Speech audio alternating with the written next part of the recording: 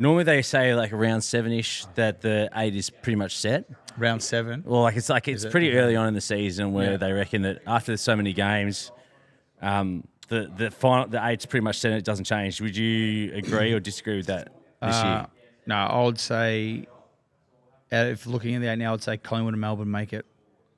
So obviously you have to say 2 go out. Yep. So I would say Gold Coast go out and Fremantle. Fremantle drop out? Would be I can't say Collingwood Melbourne going in without picking 2 that Yeah. don't come out, but that's I reckon Port is the one that slips Port go out.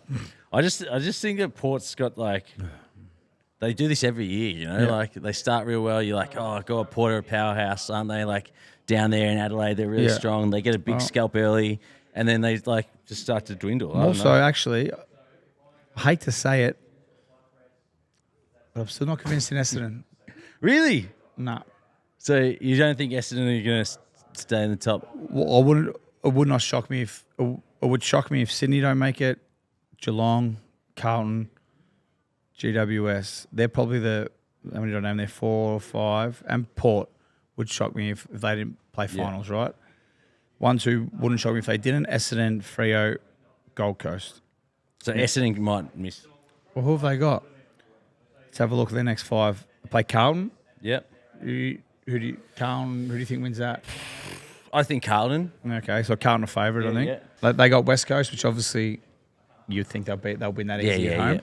Then they've got Geelong at Geelong, Collingwood at Collingwood, and Melbourne at Melbourne. So it's a pretty tough 5, isn't it? So they lose 4 of them in such a they go 1-4 in such a tight season. Mate, they're only So if they go 3 and 2, they make the 8. they're 6 points up. They're 6 points out inside the 8. You know what I mean? So 1 and 4. they lose on the weekend. They're going to be 2 points.